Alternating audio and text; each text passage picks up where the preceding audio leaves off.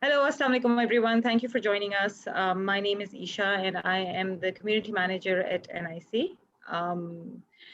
So today we're going to be doing a session which is part of our alumni series, and the idea is basically to bring in an alumni who who've been a part of our program, and we would like them to talk about their startup journey. But the session today is very important because we have someone with us who's been on both sides. He's worked a corporate job, and then he decided to be brave enough and take the plunge and do a startup, right? So we have Mohammad Hadi with us. Hadi is the co-founder for Roamer and EZbike, which is the latest initiative of Roamer. Hadi, how are you doing today? I'm doing very well. It's great. The weather in Islamabad is a lot better. I came to Lahore yesterday and it's boiling. We are really, really dying. So you're in the better city today. Hadi, I'll walk you through this. I'll tell you how we do this. So we're going to start a bit with your background. We'd like to understand what it is that you were doing before joining Roamer. Then we're going to talk a bit about Roamer and EZbike, the struggles, the challenges of doing a startup in Pakistan. The ecosystem is still very, very nascent as compared to, the Valley perhaps, right? And then when we were planning this talk, we started asking our startup community for questions.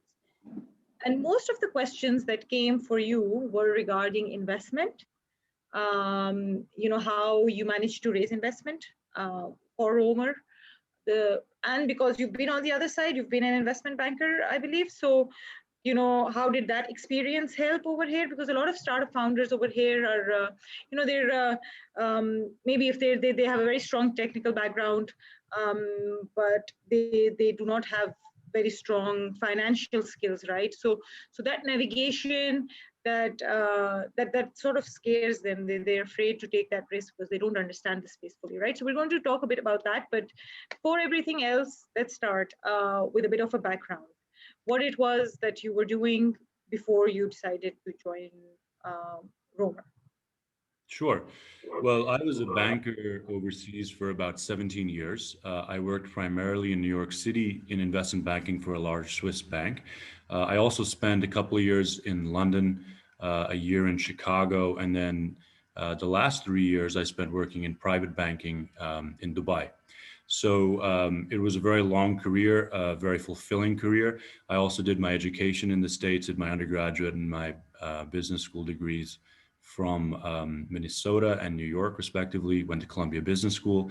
And it was a great career. I really enjoyed being in banking. For me, I tend to subscribe a little bit to the Jack Ma philosophy when it comes to entrepreneurship, which is, spend about 10 years learning a trade, work for someone else first. And when you do that, you develop a skill set and a knowledge base in whatever it may be that that'll prepare you for being an entrepreneur. So for me, being a banker was just a fantastic opportunity to learn about finance, to learn about how businesses are run, to interact with, tremendously high caliber people and learn from them. So I did that for a period of 17 years. And after that, I took the plunge and I became an entrepreneur and launched Roamer with my partner. Fantastic. And how has the experience been so far? I understand all your work experience has been abroad, has been mostly in America and then London and Dubai, right? The ecosystem, the regulations are very, very, very different in Pakistan to begin with. But then the startup ecosystem is even more different, right? It's still developing. So how has that been for you so far? Look, I mean, it's had its challenges and its opportunities, just like any other market. I think what I would say, before I comment specifically on the Pakistan market, is that, I'm a great believer that life is too short to be doing something you don't want to be doing. I think too many of us try to play it safe by being in a career that, over the long term, that is just not fulfilling to us. And I think that when you're doing something you love, not only is it infinitely more satisfying, but also you tend to be better at it. So for me, I grew up in Islamabad. So for me, coming home and launching a business here after being overseas and bringing back some of that skills and experience to Pakistan has been a tremendously rewarding experience from a personal standpoint. And I've also had the desire to be an entrepreneur for a great amount of time. And so being able to live that has been, a lot of fun. So there are challenges. Pakistan obviously works at a different pace than New York. Um, and I think that there are unique opportunities as well, because this is a market which is relatively, as you mentioned, nascent. And so that means there's a huge amount of opportunity.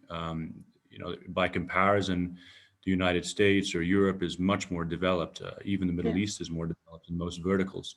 So it's kind of greenfield. You can build whatever you want. And that's why there's a gold rush in Pakistan right now. That's why everyone is moving into venture. That's why we're all called Wapistanis, because there's so many of us coming in and trying to do this. But there are genuinely, tremendously compelling demographics in Pakistan and a lot to do that tech is enabling us to do that can improve the lives of people and build very successful businesses along the way. Sure, yes.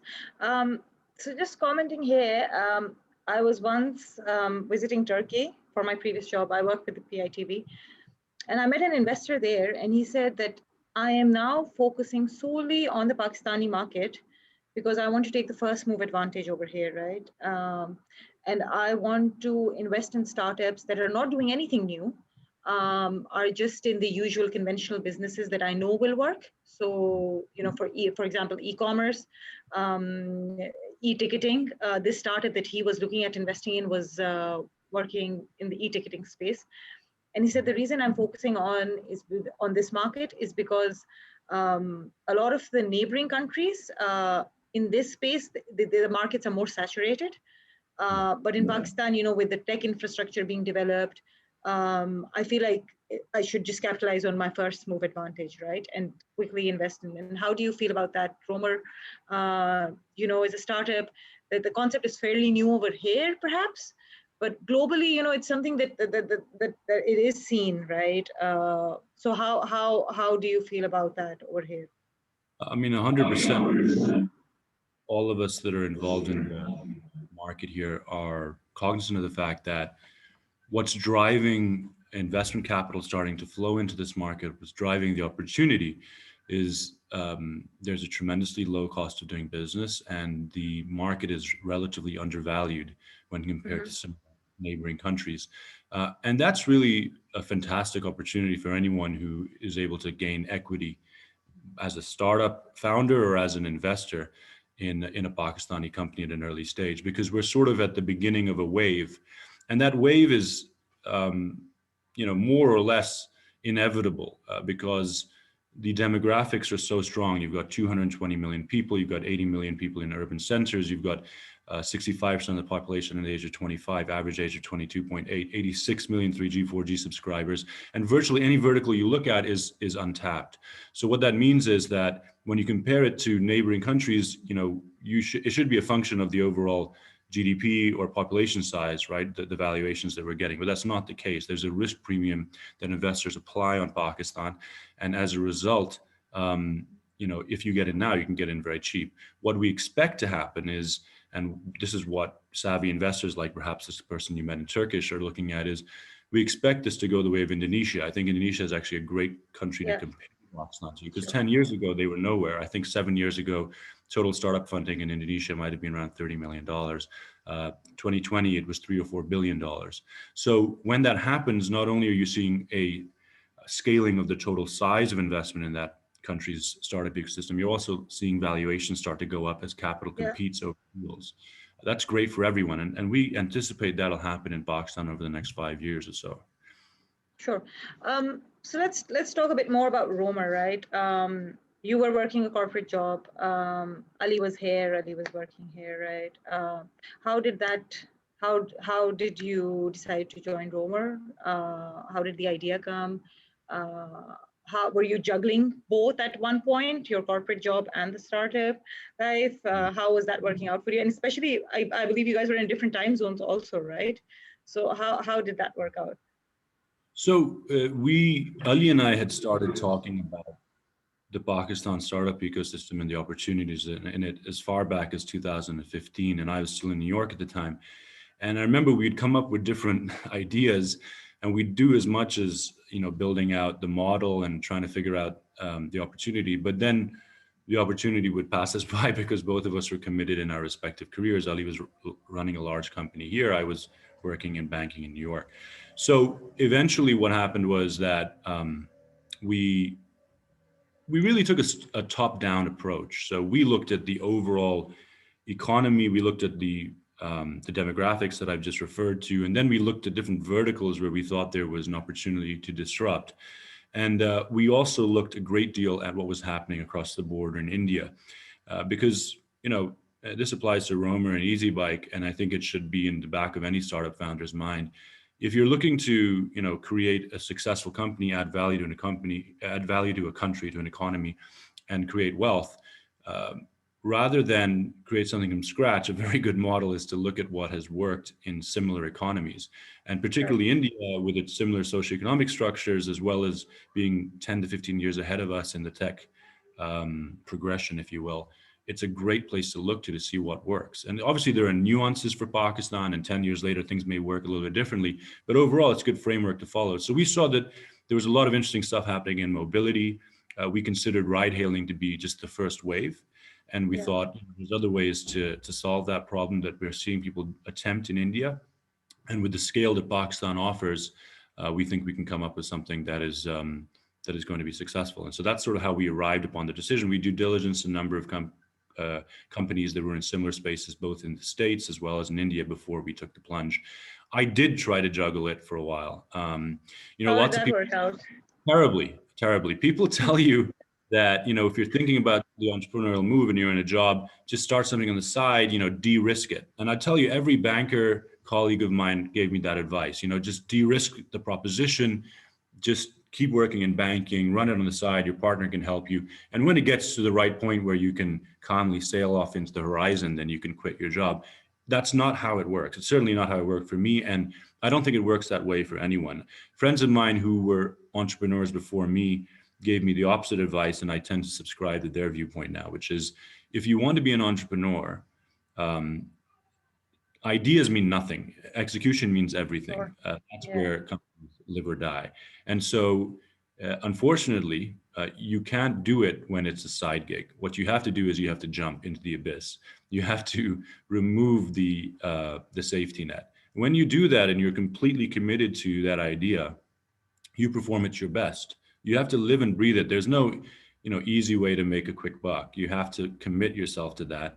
And when you do that, you can actually start to see the opportunities, anticipate the threats, build the network, show commitment that will bring investors to you, and so on and so forth, and put the time in to make it a successful business.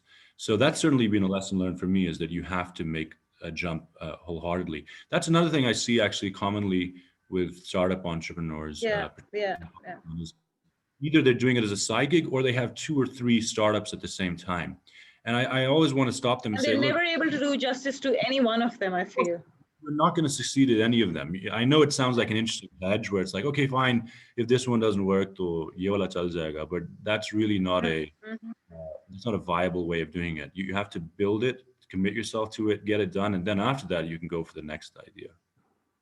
See, so the reason I asked you this question in particular was because, over here at the NIC, or if you look at all these incubators, and when you come across these startups, mostly it's the boys. They have some 9-to-5 job going on, and then this startup that they're working on is some side gig for them, something. And then the answer is that, it's not going to make money right now, so I have to do something to sustain, support myself, my family. And yes, those are the realities of life. And yes, of course, right? Except then they're not really able to focus on this one, and it really eventually just sort of dies down and fizzles out, right? It just remains to be an idea, no matter how good the idea is, no matter how skilled the founder is. In my experience, I have hardly ever seen a startup succeed where the startup founder has a proper 9-to-5 job, right? And especially if it's just a single sole proprietor, sole founder. If you have a partner, I feel like you have some sort of a fallback option. but for sole founders, I've never really seen it work, right? So you have to choose either or. You can't have the best of both worlds, I suppose. Yeah, and look, I mean, the points that people have raised to you about I need to be able to support my family are very valid ones, and I would encourage people prior uh, to listening to that voice in your head that says, you know, let me go be an entrepreneur, to make sure that practically speaking, you have um, taken the appropriate steps and prepared yourself. So, what that means is that means having savings to support you, and those savings should have a buffer because nothing ever happens to the time frame that we expect. Things get delayed, some things happen sooner.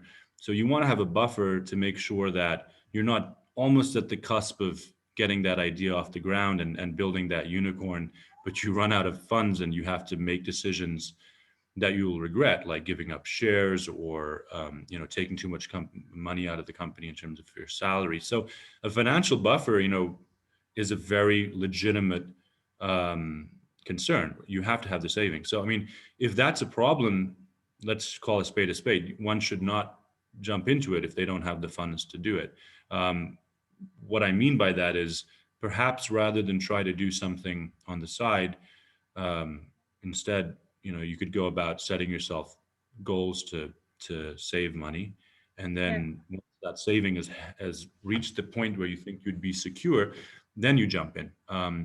In the meantime, while you're doing that, it's very difficult. I completely agree with you, Aisha, that it's very difficult to make your venture go successful. You can do due diligence, you can build a network, you can start preparing yourself for it, you can lay the groundwork, but you can't execute wholeheartedly. At least that's my contention, and I would agree. I'm not aware of anyone who's been able to successfully do that, Yeah. and you're Yeah. cheating yourself out of the decision then, right? Because you're delaying it, and then what happens is, and I'm speaking about this from experience, right? Because you're delaying making that jump, and then you're not able to commit yourself fully to your job anymore, but you're not able to fully commit yourself to the business. So the business, especially if you don't have a co-founder, I was lucky that I did, but especially if you don't have a co-founder, that business will not grow at the speed that it should have done, Sure. and it Yeah. will not be as successful as it would have done if you were there. So having the financial you know, savings is very important. So is having the other factors in your life align with your decision. So one has to look at it practically. Do I have family support? Do I have a wife and kids to feed? You know, are my parents okay with this? These are the realities of our lives that it's important that these are checked off the list beforehand, because once you're in that startup and it's a 24/7 commitment, it's beyond just a commitment of time. It's also a commitment of your soul. You know, you have to be fully dedicated to it. And if there's, you know, if there isn't an alignment between what you're trying to do and what, for example, your wife and kids want in life, that can cause conflict for you, and it'll prevent you from, you know, from being as successful as you might if you were 100% focused. So I really believe that it's a very big decision. I think it's a fantastic decision that can be tremendously rewarding. And those of us who are able to build a career in something we love to do are particularly blessed. So I completely and wholeheartedly support it and encourage people to do the same thing that I did. It's been wonderful for me, but prior to doing so, certainly those personal factors need to be figured out before we even start talking about the viability of an actual business. I actually once came across a startup founder, and this guy would literally spend even the nights at our office. Like we had a co-working space, and he would stay there, just live out of our office. And he said, I'm married to my startup. I have to give it all. I have to give it my time, my energy. I have to be completely loyal. I can't do anything else for this relationship to work.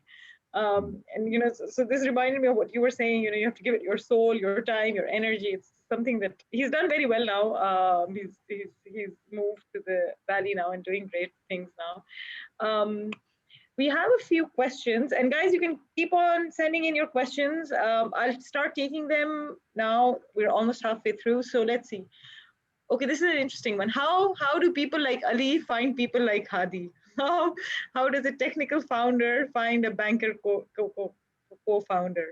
Yeah, The first one is quite interesting. How did you guys meet? Even I don't know the story. no, that's a really good question. So, Ali, you can jump in, by the way. You can unmute and jump in if you want to answer this one.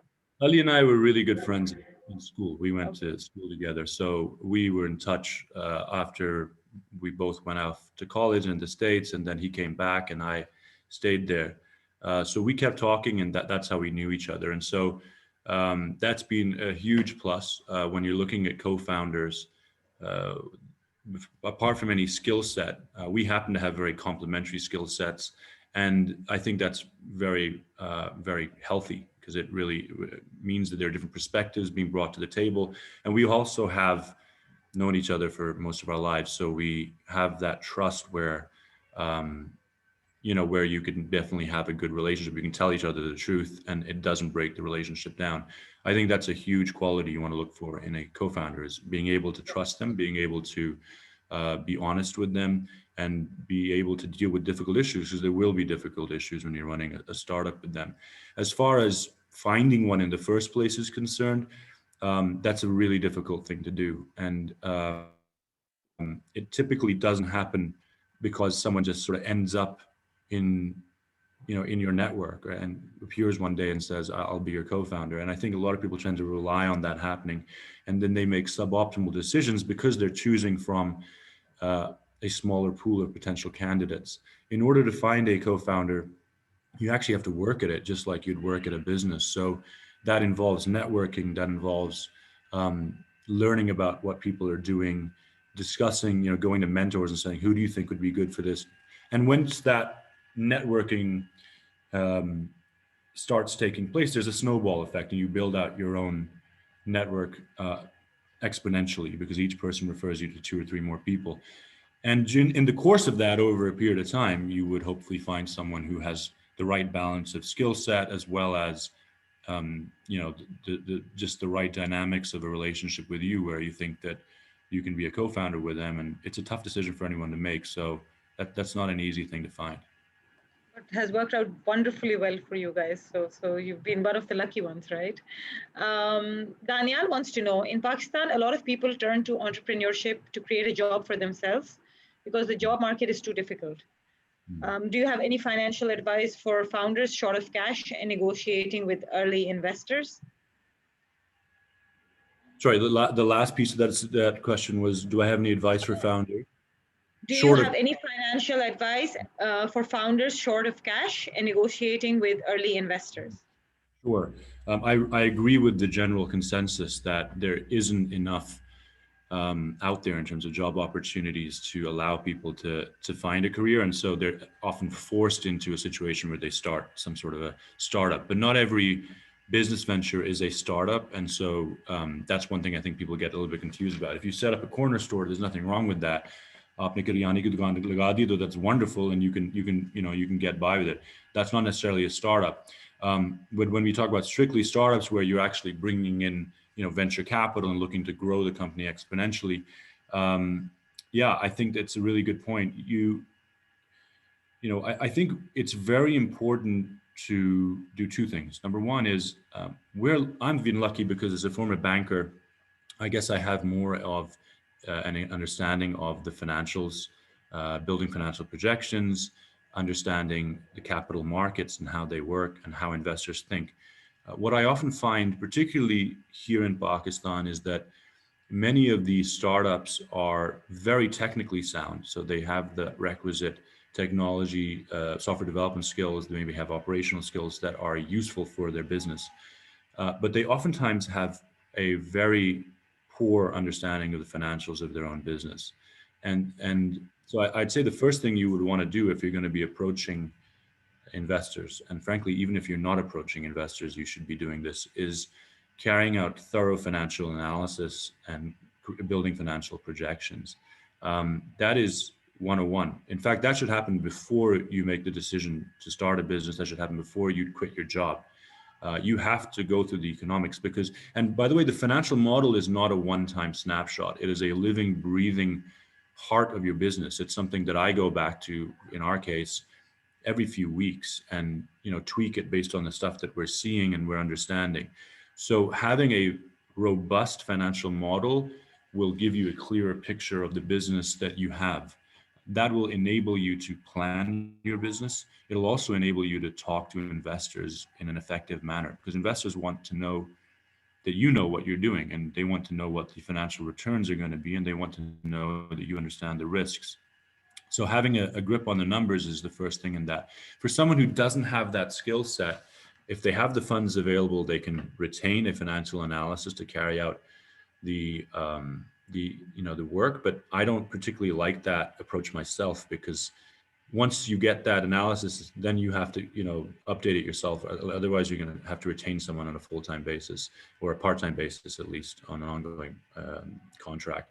So I would encourage anyone who's wanting to be a startup founder, if they don't have the financial analysis skills, to start learning them. They're really not that difficult. They seem daunting at first, but you can get to the basics. I'm not saying you're going to be a guru, but you can get to the basics just by doing online courses and reading some financial accounting books, etc. So once you've built that model, that then puts you in a position where you can deal with investors. And to address Daniel's question, I think the other thing is then to understand things from the investor standpoint. So that's really critical. In any interaction we have in life, I think we are more effective in decision making and more effective in negotiations and nurturing that relationship when we are empathetic, when we understand things from the perspective of that other person. So putting yourself in the shoes of the investor is very important. I often try to think about, what does this guy want? If he's an employee at a venture capital fund, okay, what level is he at? What's his title? Is he and what makes him successful in his job versus not? What type of deals are these guys looking for? What are the potential issues with this investor? If it's an individual, does this guy have a safe mentality where he's going to try to, box me in as an employee? And remember, the market for capital raising, like any other market, is a market that's driven by the dynamics of supply and demand. And what I mean by that is that if there is only one investor looking at your business, that investor will negotiate a deal that is in their favor. Whereas if there are more people in competition for your asset, and your asset is the shares that you're giving away, you can negotiate terms to your own favor. So that's something very important to bear in mind. One thing I've noticed in my career as a banker, and then subsequently also with Romer and EZbike, is that investors are also very much driven by FOMO.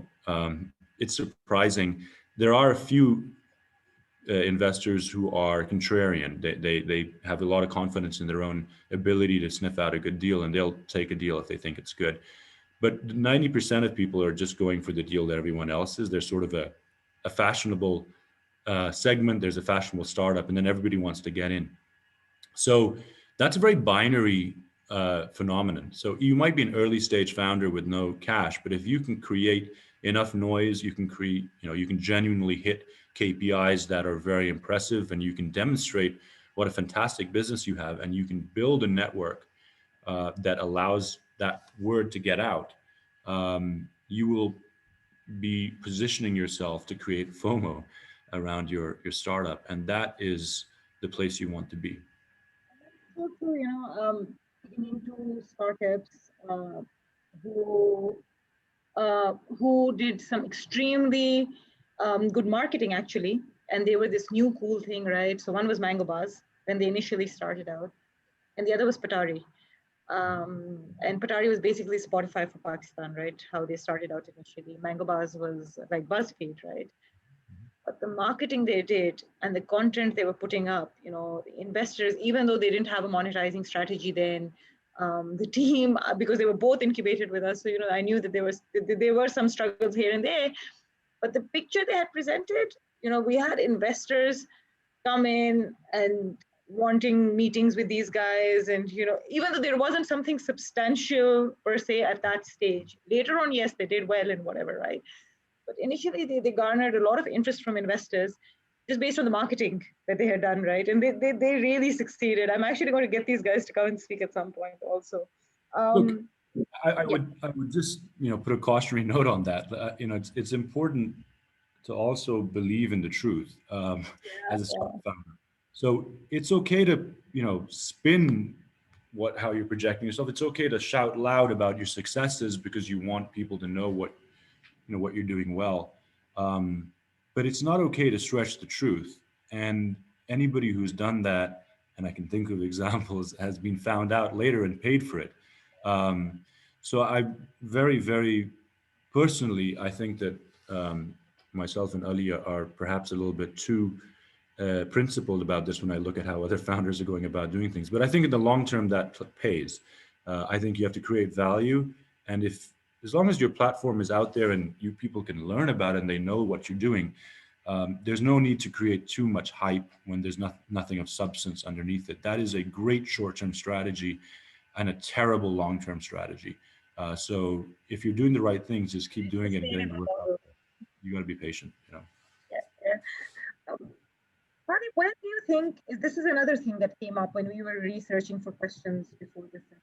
People were like, when is the right time to approach investors? When did you realize that you're now at a stage where you can start seeking investment? Sometimes people do it too quickly, too soon in their startup journey, and it doesn't work out, right? And uh, sometimes people just lose all sorts of faith and confidence because the investment deal didn't work out, right? Because, oh, nobody's looking at investing in my idea, so maybe there's something wrong with my idea or the way I'm doing it, right?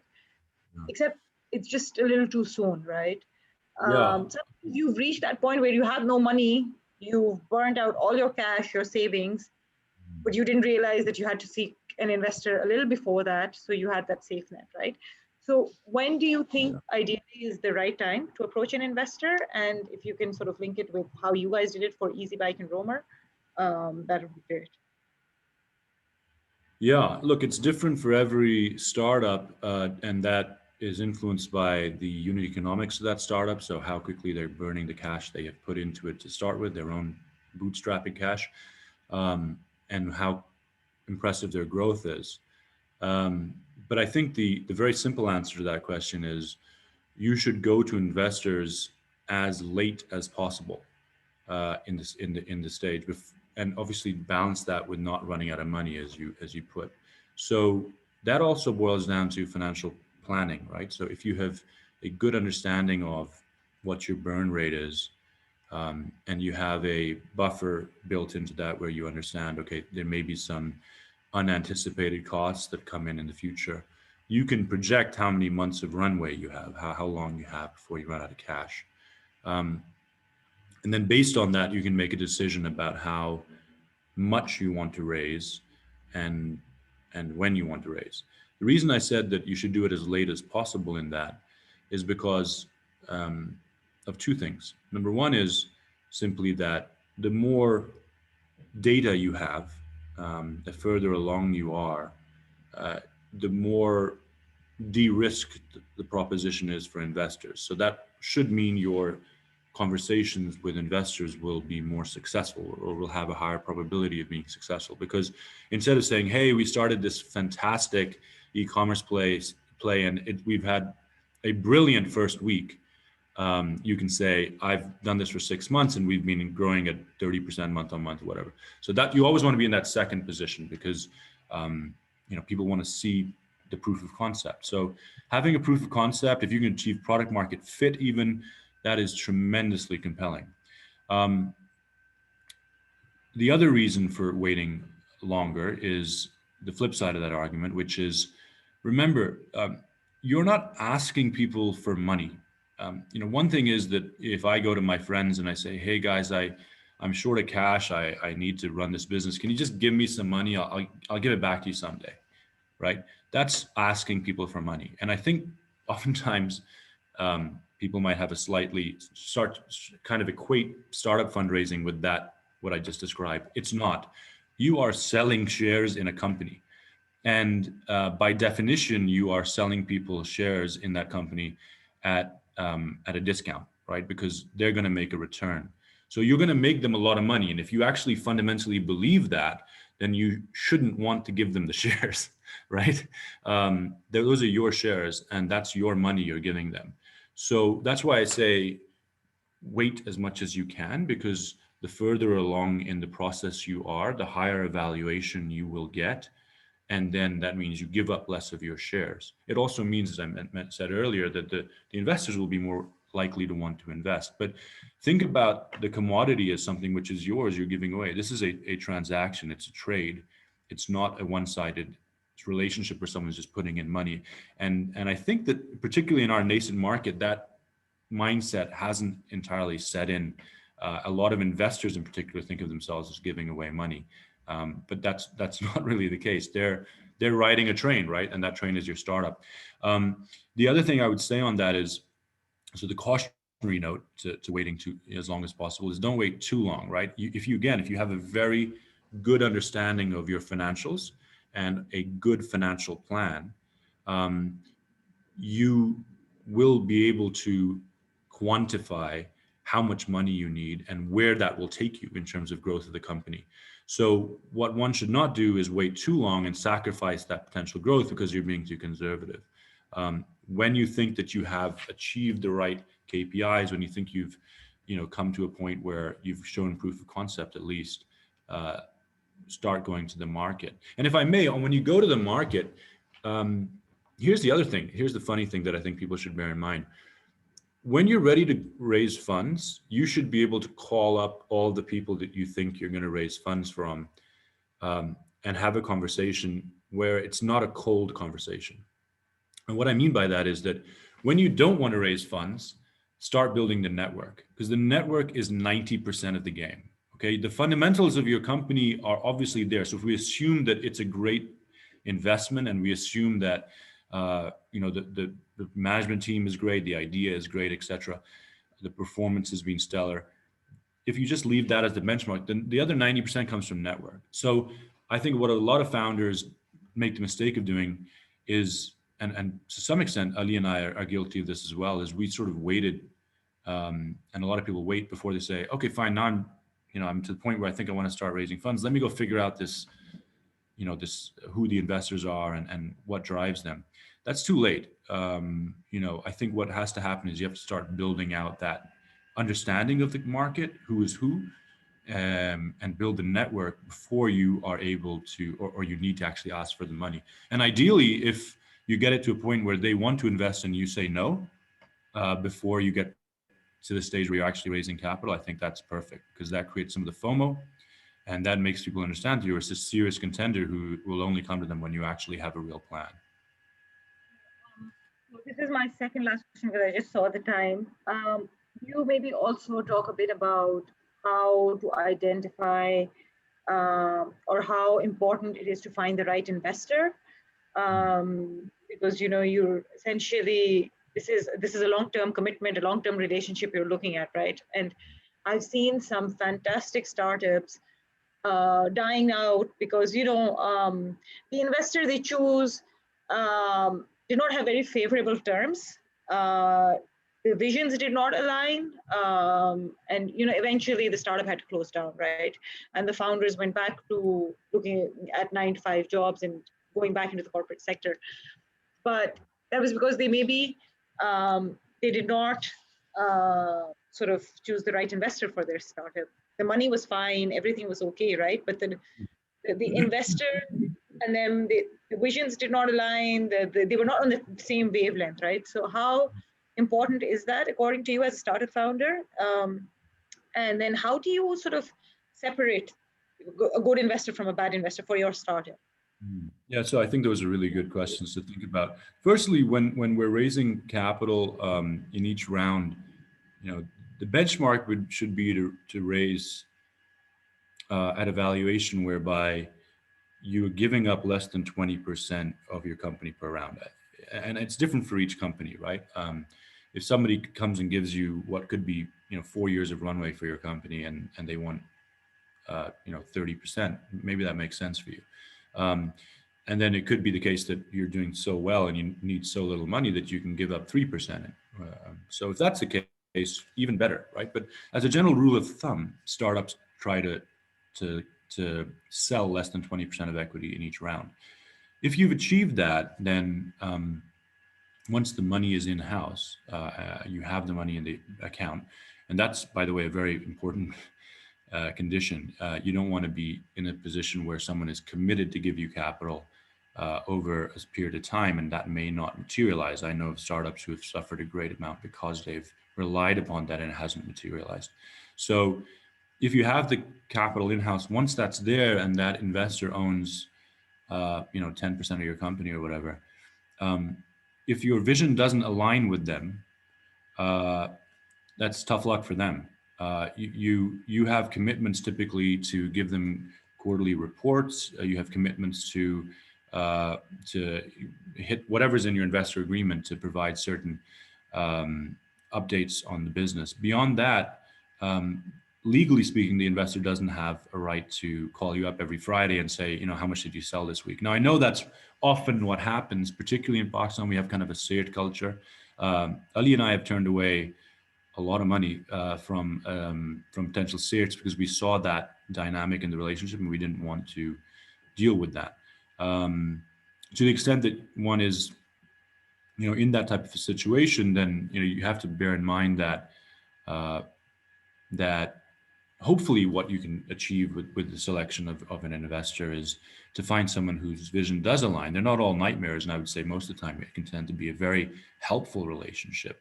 I personally like, when I look at investors, I kind of am sizing them up for their skills and their intelligence and their network, because all of us startup founders have our limitations, right? We all have areas we don't feel comfortable with in terms of knowledge. We may have gaps in our skill set. We may be missing something in the market. We may not have as strong a network as others. There will always be gaps in that. So if someone can, beyond the capital, add value to you by making up for those gaps, then that's a phenomenal relationship. I mean, that's where, beyond the capital that helps your company to grow, that person can be just a great partner. And I can think of several investors in Pakistan who fit that in terms of their contribution to the growth of that company has been outstanding. So that's really what you should be looking for is, do they have the same vision? And it's important to talk about the short-term and long-term goals of the company and to understand each other in terms of what makes us tick. Am I a startup founder who wants to build a marginally successful regional player and start taking out dividends, or am I trying to build a unicorn? And how does the investor line up to that? Because it's important you guys have somewhat of a shared vision. But technically speaking, if it doesn't line up, then you're kind of on your own. You've got the money and you should keep running with it. But that's a suboptimal relationship. What really should be the case is it's a great partnership, and an investment from the right person can just be a fantastic boost to your business. Also, I feel like, how we say that the startup ecosystem is sort of developing in Pakistan.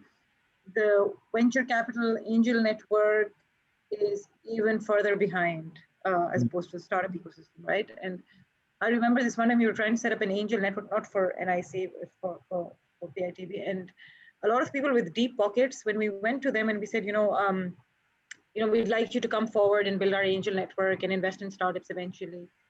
And they would say, and this is in response to your say it mindset comment, because they would say, मैं इसमें क्यों पैसे डालूं और DHA में plot क्यों ना ले लूं, where I know कि मुझे short returns आएंगे, या मैं कहीं पे और इस तरह क्यों ना invest कर लूं, gold में क्यों ना invest कर दूं. And they were not very confident, right? And you would understand that these guys don't understand how a startup works, right? And then eventually you don't want them coming in to form that angel network, because if they do put in money in a startup, they're just putting in money in that startup. They will not be able to add anything else. And and it will not really work out for the startup. So how do you feel about that? देखें, पहली बात तो ये कि the thing you mentioned about property investments as a startup founder, I tend to feel like the biggest problem in the Pakistani economy, we all talk about how to solve for economic growth, how to make this economy realize the potential, the vast potential that it has. I personally feel as someone who's spent a lifetime working around capital formation, right, and bringing capital to the right types of businesses, that this obsession with property that we have as a nation is probably the most harmful thing that reduces our growth the most. Because of course it has some, yeah, well, look, I mean, it does create some growth. You create some construction jobs if you're going in for, you know, greenfield or whatever. But more often than not, it's just someone sitting on capital for 5 years and they sell it. और फिर कहते हैं कि यार वो मैंने 20 साल पहले ज़मीन खरीदी थी और अब जो है वो 20 गुना ज़्यादा हो गया. But look, if you look at the amount of time that has elapsed, it's actually not a very impressive IRR in a lot of cases, and people don't have the sophistication to understand that if they just put the money in the bank, they probably would have done just as well. I mean, Pakistan mein jo rates of interest and will be coming in. So that's one thing that I think there's a lack of sophistication where people don't look at it. For example, people like to buy property and then rent it out. I don't understand why anyone does that. Pakistan mein jo aapka jo cap rate hai, the yield on property investments, it's abysmal. You know, you make about 5 or 6% in, for example, in Islamabad, in developed Islamabad when you're renting out. That's a terrible return. You can put your money in the bank and take no risk for or very little credit risk for the same return. So I don't think people have a tremendous amount of sophistication when they look at that. And it's that feeling I own something tangible that people are looking for. And then it's also the bragging rights. Yeah, I've also got a plot in DHA or whatever the latest place is that everyone's putting their money in. So I think that if people were incentivized sufficiently and could start putting money into startups, they would, it would have a magnificent impact on the economy. We wouldn't need to be raising capital from overseas because there'd be so much wealth within the country that is finding its way into startups. Look, I think that it's not for everyone though, right? Startup investing is extremely risky, especially early stage startup investing. And so what you don't want to happen is people just start investing and having the wrong, I guess, expectations. That's been something very critical for me, as well as we've talked to investors, is to explain, make sure they have the sophistication where they understand what the probability of success is, where they understand they're not going to be able to take their money out until the time that the exit happens, for example, or we determine that a dividend should be paid. You don't want to have a situation where you're genuinely causing someone hardship because their money is stuck with you. So having them understand that this is like buying a plot, to put it in property terms, way out, very, very far away where it's, basically not even developed at this point. And you put that money in and yes, after a few years, you may get 100 times your money back or you may get nothing, right? So that's basically the way that you can put it in terms of people who are used to property. The other point is portfolio construction, right? As a banker, I believe a lot in this.